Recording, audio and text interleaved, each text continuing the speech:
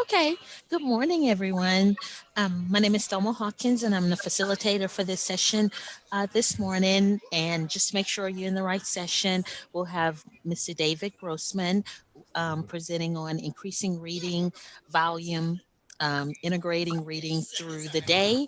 And then the second half of the session will be Tiffany Lavoie um, with presenting on literacy through performance. So, Missy David, you can start. Hey, thank you.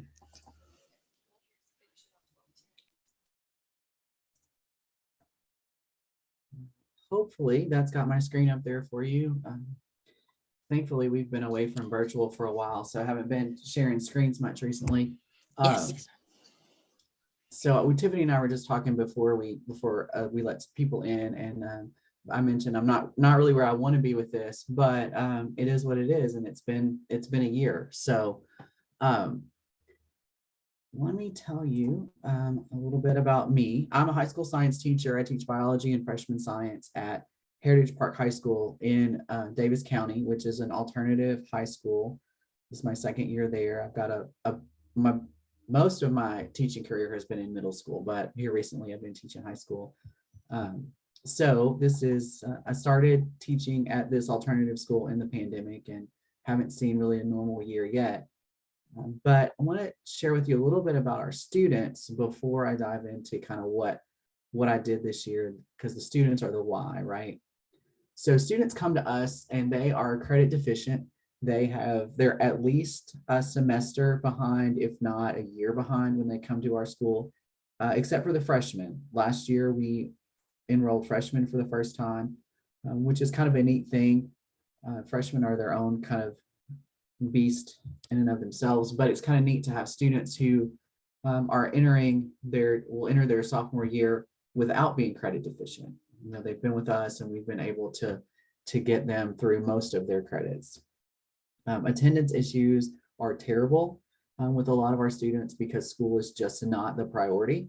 You probably have seen a lot of that this year in your classrooms as well.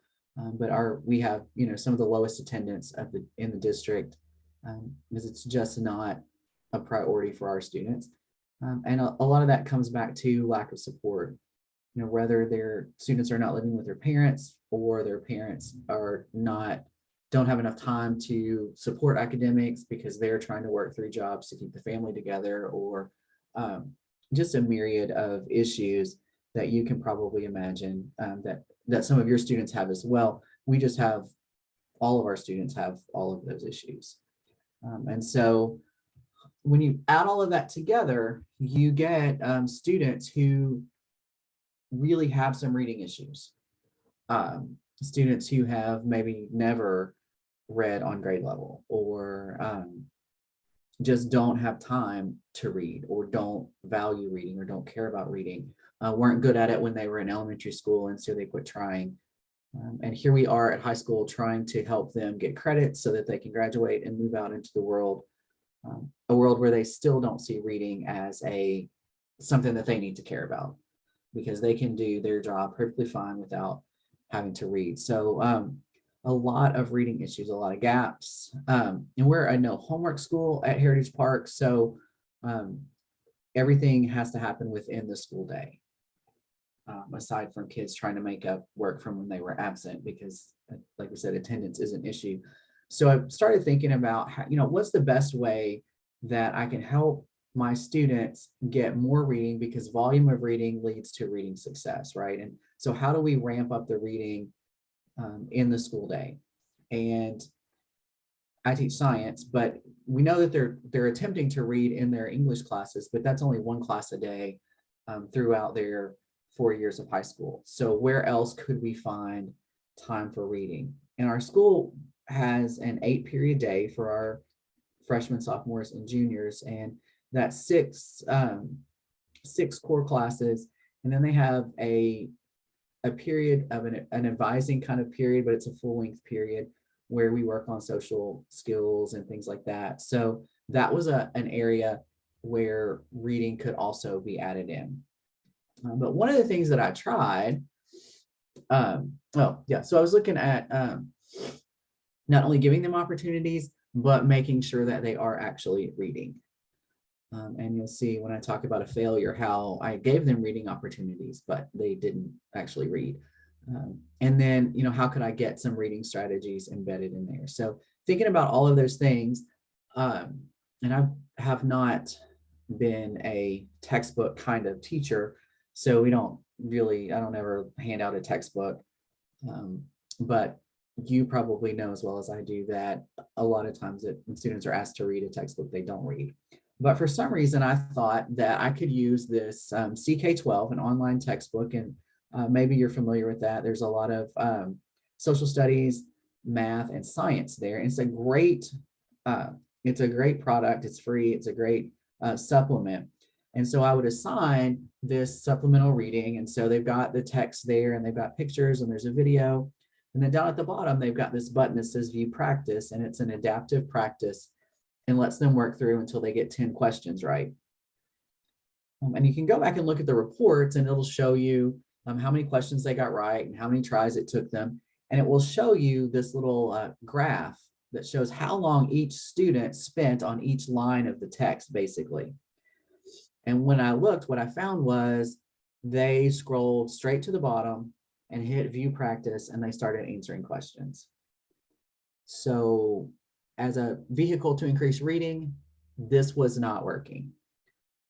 As a vehicle to learn some coping skills for lack of reading ability, it was working great, because they would have the text open in one window and they have the questions open, and they would control F and they would type in what they were looking for, and they would get the answers. And so maybe they were building some vocabulary, maybe they were building some understanding, but mostly it was kind of a little more advanced copy and paste, really. And so I realized that model, much like handing them a textbook and asking them to read, was not going to cut it. So kind of started to think about this little roadmap here, or I've kind of put together the things we did that have kind of worked, or the things that I did that have kind of worked after that failure. I still use CK12. It's still a great tool for building some vocabulary and just to kind of supplement, but it's not increasing the volume of the reading for most of my students. So some things that we started thinking about, number one was this dedicated reading time. How could we get some more time dedicated for student reading? And we did that with that advisory period.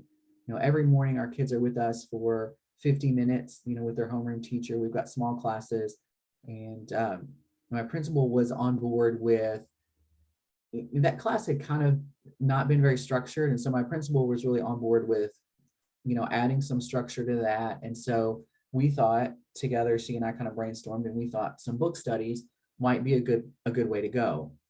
And so she tasked me with finding some high interest texts that would be easy for our students to access, and our students would connect, because in English, that's driven by a district curriculum, and those are not always high interest for our students, and they're not easy to access for sure.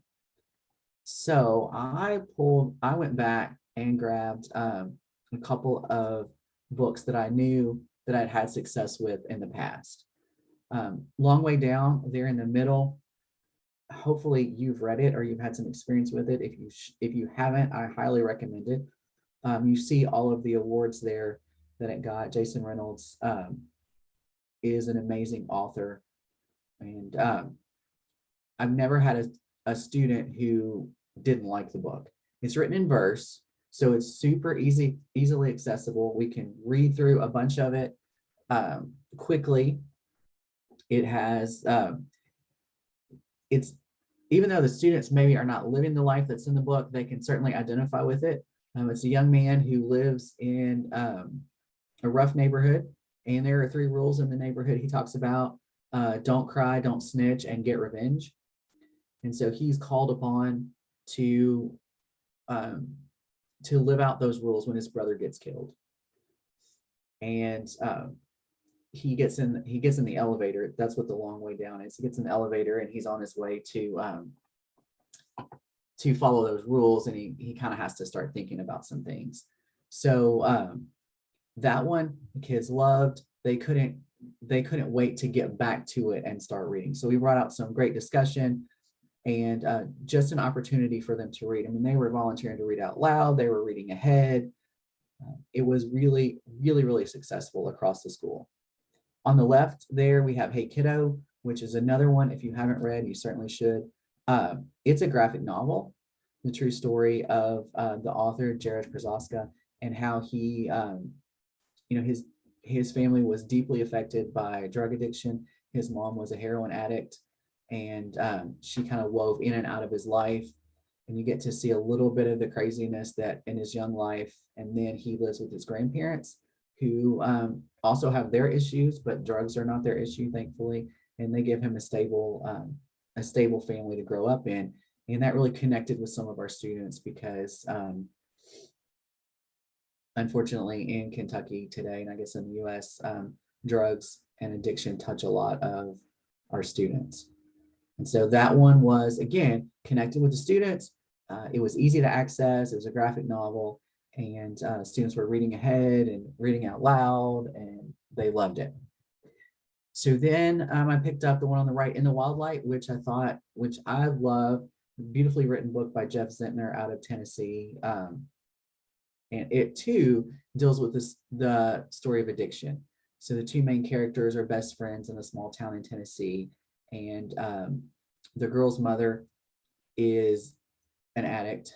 The boy's mother has died of an overdose, and they met each other actually in a NAR teen group for families of people who are addicted to narcotics. And so life is rough for them. They're living with grandparents, or the girl's kind of in and out of places, and they get this opportunity to go to a boarding school in the Northeast.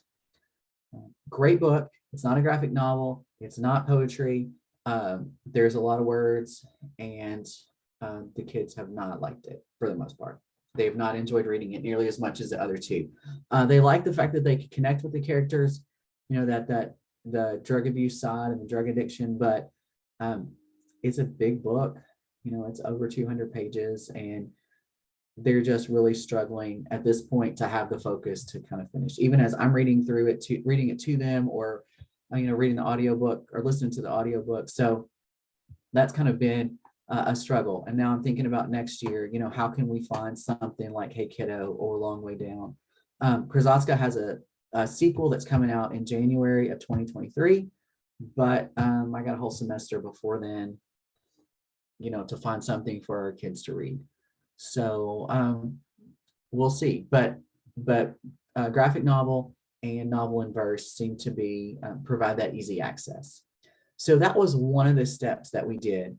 And then the second step, that was step 1 and 2, I guess, dedicated reading time and those easy access texts. We're still trying to push through In the Wild Light. Hopefully we'll finish before the end of the year, but I'm not hanging all my hopes on that.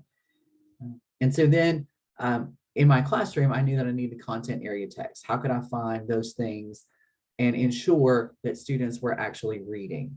And so one of the things that I did was to grab this public health teen newsletter that comes from the Centers for Disease Control. Every month, they publish a teen newsletter about a topic that teens actually select.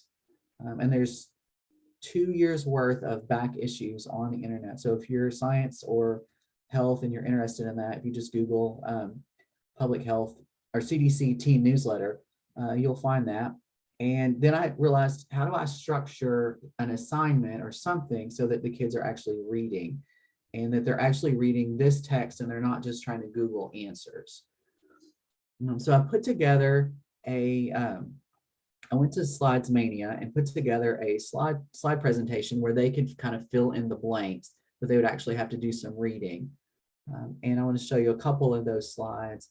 This is one of the slides where I asked them, basically I asked them the 5 W's and the H: who, what, when, where, why, and how, related to whatever issue they're looking up.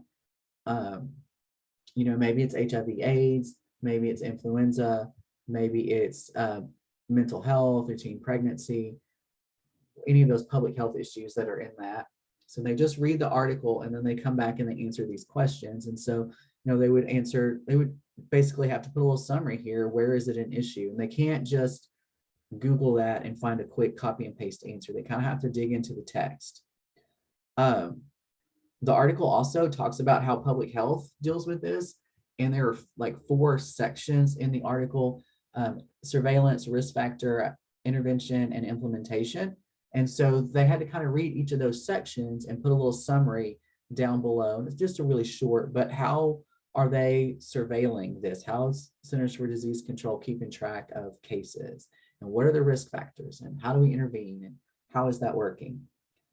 And then, you know, coming out of, one of the big things I got from out this year was, if you set the expectation that when you read, there are going to be words you don't know, students look for those words and they realize that that's normal. And so I've tried to incorporate that. I gave them this cork board in there where they needed to find 3 words that they didn't know and put those words in the definition. And this is a strategy that I've tried to use whenever we're kind of reading together.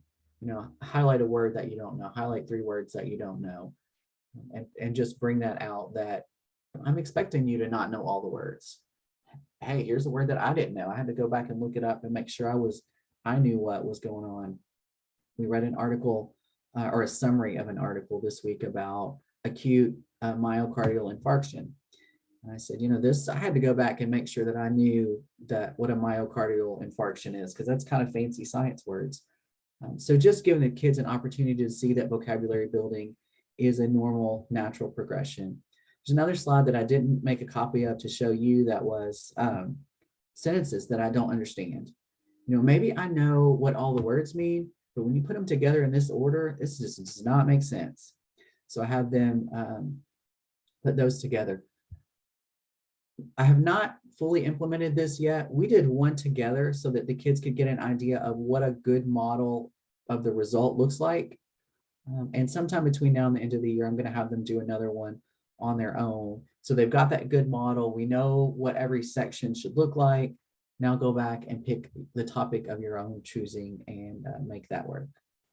So those were the big things, you know, on my journey this year: that dedicated reading time, those texts that we read, and the whole school, actually, the 9th, 10th, and 11th graders across the school read all 3 of those texts this year. So, or 2, and we're working on the 3rd.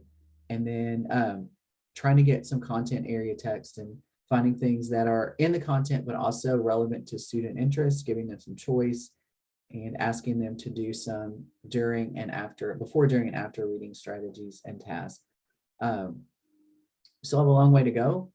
You know, still next year, certainly I want to dive in much earlier and try to build that reading stamina with the students at the beginning of the year in class, you know, now that I've got this public health thing ready, and just pulling out a lot more articles relevant to the topic that we're reading, and having kids do some before, during, and after reading strategies and tasks to make sure that they are focused and with us. So I think that's it. I will tell you that my template came from Slides Carnival. If you're not using it, there's lots of cool templates there. And then this one came from Slides Mania, which they're very similar, but they've got a lot of cool templates. But that's the end for me. I'm going to stop and pass it to Tiffany. And then at the end, we'll have an opportunity to have questions for either me or Tiffany from anybody who has questions. Thank you. David, thank you so much. Out there, boots on the ground.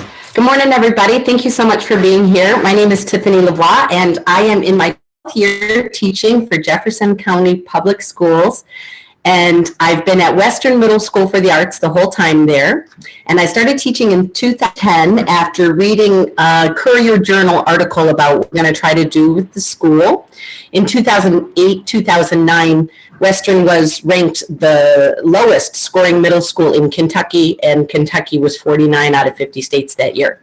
So that was its 5th year in a row as a low achieving school. And through No Child Left Behind mandates that required then that the state come in and do a takeover and try to find a way to reinvigorate the school. And they planned on bringing in the arts to do that and made it into a magnet school.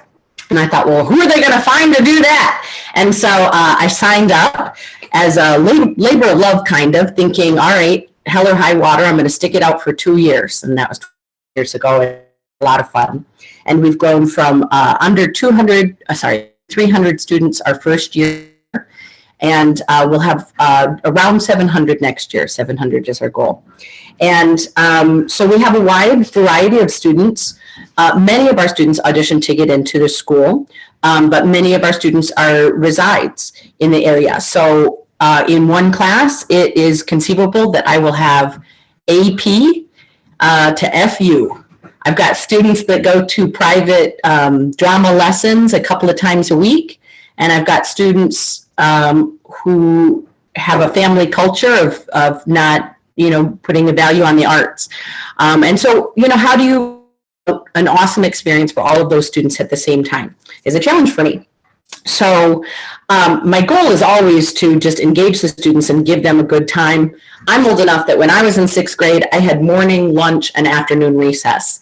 And these students don't have that, but they do have 20 minutes for lunch and they have their arts class. So I do feel like a big function of my role in the school is to give students a great experience that makes them want to come to school if there's nothing they're not achieving socially or academically or athletically. At least hopefully they'll have a great day in their arts class, and for me it's theater. But my personal goal this year as an educator was to incorporate more technology in my lessons, and this year I'm going to be signing up for the Modern Classroom cohort, and I'm excited about that. And my literacy goal with my students was to have every student perform something that they had written this year. So something scripted, and they are performing it in front of the class. To give you context about like how ambitious is this goal, again, I have students that never want to get off the stage. They could lead the class, but in that same class, I also have students that on some days won't enter the classroom, let alone get on the stage. So that's a good goal for me, to have everybody in the same room sharing something that they've written. Well, where do you begin? So I'm going to have to answer a couple of questions about my process, but ladies and gentlemen, you're having a workshop with the theater teachers, so let's get ready to collaborate. Okay, you don't have to do it right now, but in a couple of minutes, I'm going to want you to answer something into the chat or unmute yourself, so get ready for that. Okay, I'm going to put this away. It's still before noon, so I'm going to take it down a notch. But having a novel approach is certainly helpful when students are reluctant to engage. And so I thought, where do I begin? And I realized I should start with what I have to do. And this year, a big tenet for us was to include digital backpack skills. If you're not familiar, JCPS is having every student do a digital portfolio, K through 12, that follows them, that shows that they have a certain skill set. And at our school, for each of the 6 terms, there was a different one of these digital backpack skills. So in the 3rd term, I was supposed to do something to show and develop skills in my students that reflect that they are globally and culturally competent citizens. It was fun. It was a fun project. It wasn't sad. So globally and culturally competent citizen project is a mouthful. So we had an acronym, GCCCP. And how do I get the students engaged, you might ask? Well, same way that you probably do. Well, but let's find out.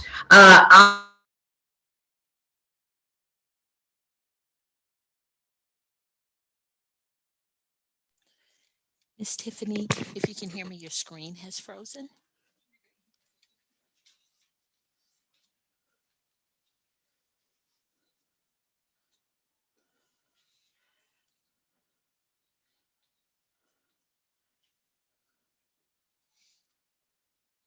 Mm.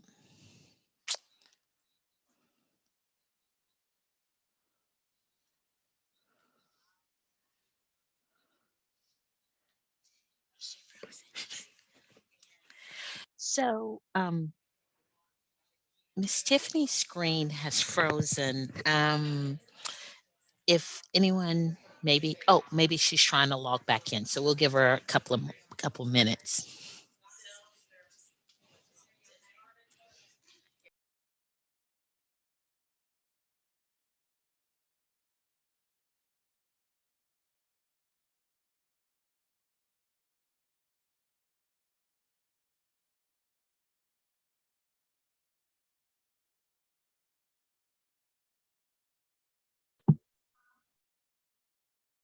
Maybe we could ask David some questions while we're waiting for Tiffany to get back in. Yes, that's what I was gonna, Mr. David. So if anyone has any questions for Mr. David, you can unmute, or if you want to type them in the chat, that'd be great.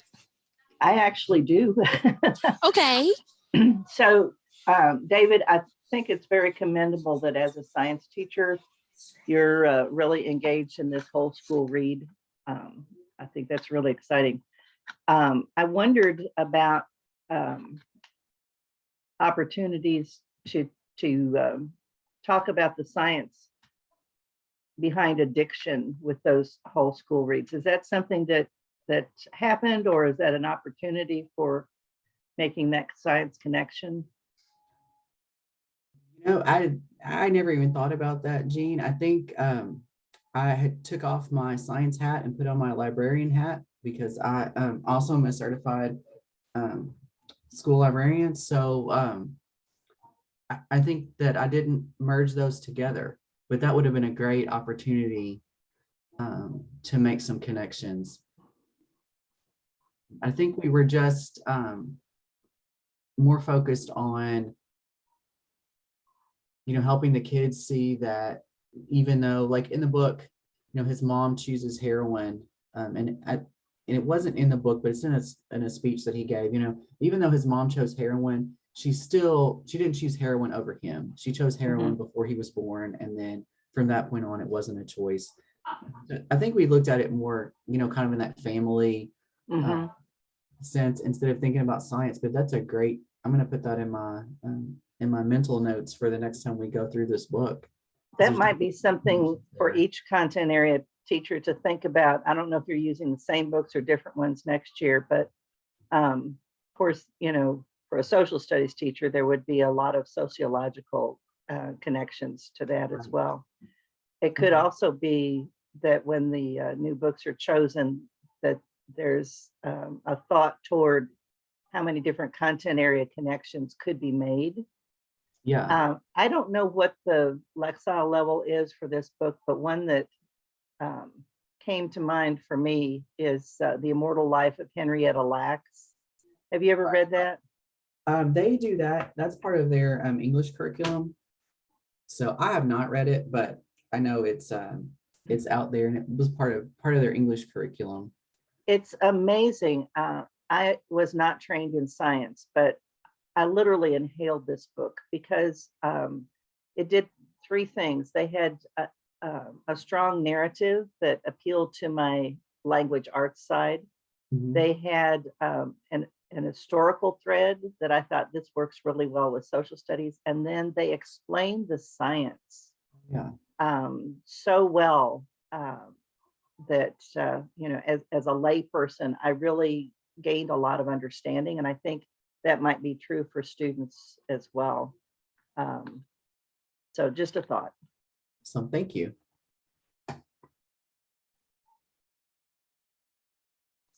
Okay, I see Miss Tiffany is back. Oh, looks like she's frozen again. Any more questions for Mr. David?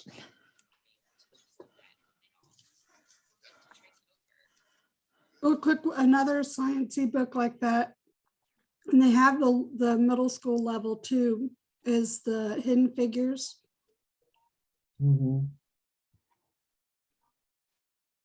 We're going to start using the EL curriculum, EL education curriculum with 6th grade. We started this year with 7th and 8th, but it has Hidden Figures as one of the ones that they'll be reading. Okay. Thank you. And I know in the comments too, Wendy, you mentioned the graphic novel of Long Way Down, which is a great one too. I used it a little bit because I had one copy just to kind of show them, hey, this is how one person illustrated, this is how an illustrator redid this or envisioned this. Right. It really is a good book.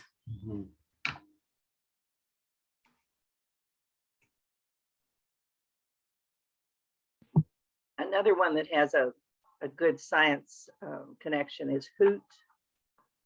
And it's been around for a long time. There's a movie version.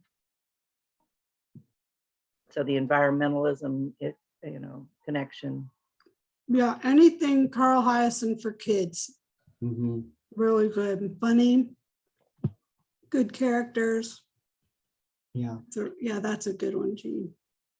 Yeah, one of the great things you can do when you have a novel that has that science connection is that kids are more likely to want to read some of those nonfiction informational articles that go along with it and give some background. It can be a lot more engaging for them to do that kind of paired reading with the fiction or the and the informational articles.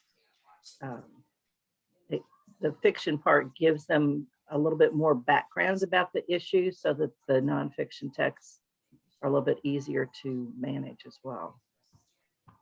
Okay, thanks. Well, I see Miss Tiffany is back. It's It's time. 12:01. It's time. I want to be respectful of people's time. I'm so sorry about my internet there. I don't know what happened. Okay. Do you want to turn? I think you may need to turn your volume down just a little. Oh, Okay, but so if you want to maybe go maybe until 12:05 and then have some questions for you. Oh, you're muted. You're still muted. there we go. Sorry, I've got so many tabs open. You said that my volume was high. I'm not sure how to turn that down. Just maybe. Okay, maybe it's just on my end. I don't know. Okay, but no, you can just go on. Okay. Again, my apologies about that. So, where I cut out there, I was going full steam ahead, but I created a project where everybody had to create either a public service announcement or they created a commercial for a small business. Particularly, we looked online to try to find businesses that support our ambitions and our ideals, who didn't have a strong online presence previously, so that they could use what we create to sort of boost their small business. I promise I'm not murdering my dog. She's playing with a toy. If you can hear that squealing in the background. This is why virtual was hard. One of the reasons why virtual is hard for me. She's 11 months. She'll be 12 months next month.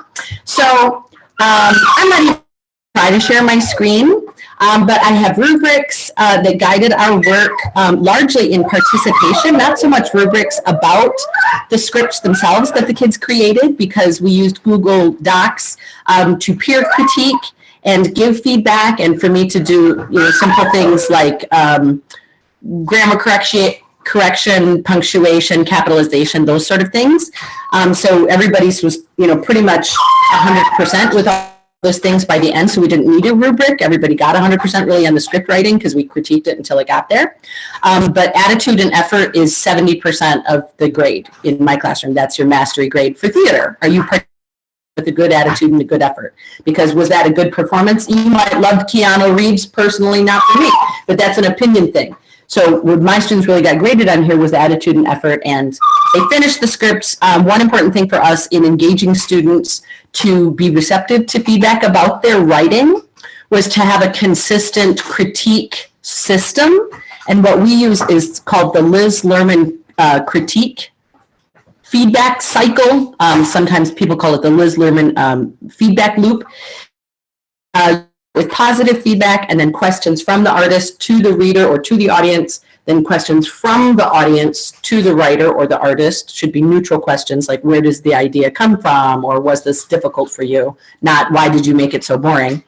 And then finally, permission suggestions. So just like the sentence starters help the students, when they're writing, this is a sentence starter that helps them with their critiquing. I have an idea about blank. Would you like to hear it? I have an idea about the end. Would you like to hear it? I have an idea about your voice, if they couldn't hear the kid. I have an idea about your projecting. Would you like to hear it?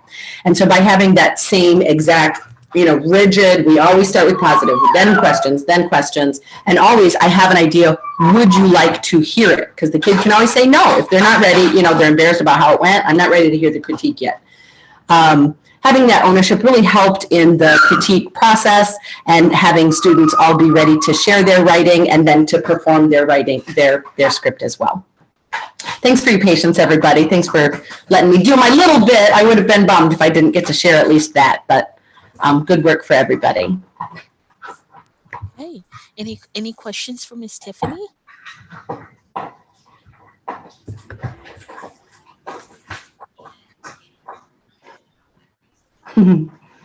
Okay, well, the next session, if there are no questions for Miss Tiffany, thanks to Actually, I Miss- couldn't unmute. If Oh, I could okay. ask a question. Yes. Mhm.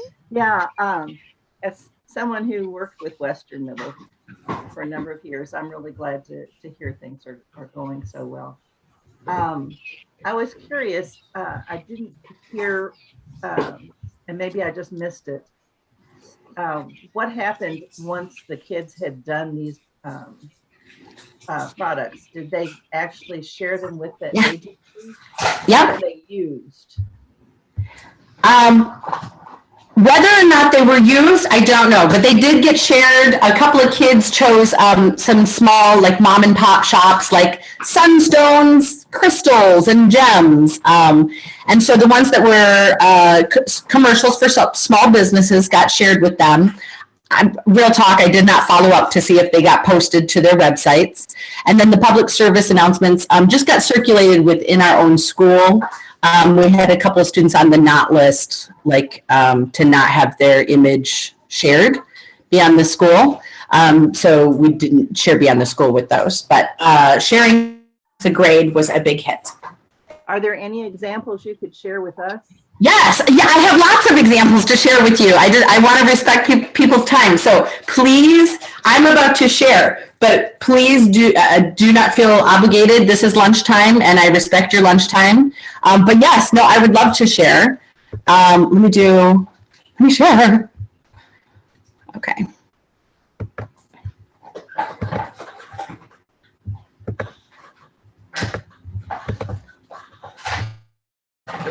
And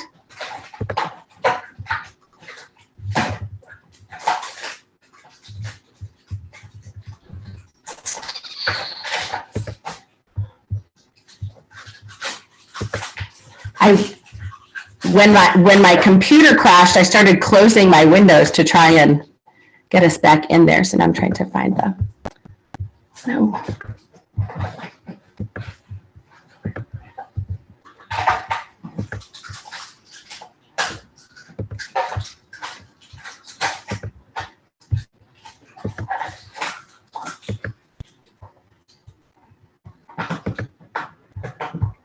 So sorry, team.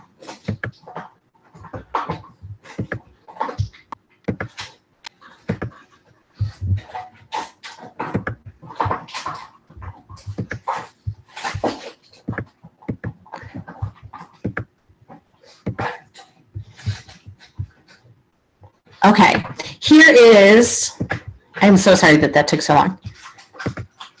Share. Okay, so here is an example of he did a solo. So he had a monologue and he wanted to get people aware about this website where you could donate. This is actually before Russia invaded Ukraine, that he was one of my AP students. And so he sort of made it into a narrative. It's like a public service to get people to go to this website to donate.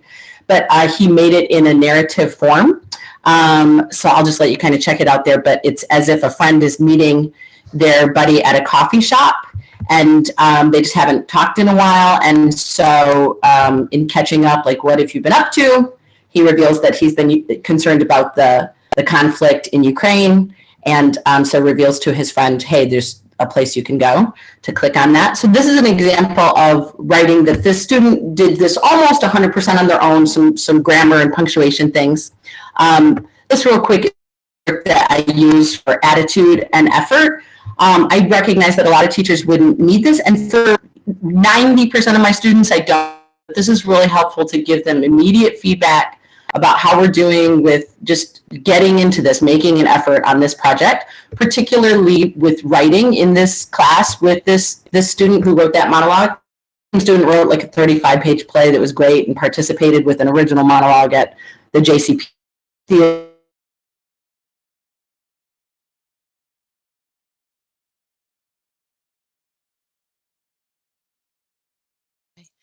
So it looks like Miss Tiffany has frozen again, and we're at 12:10, which is the end of this session. I think I want to thank Mr. David and Miss Tiffany for sharing. The presentations were great, and I think at the end of this, once CCOD sends out all the videos, they'll have contact information for the presenters.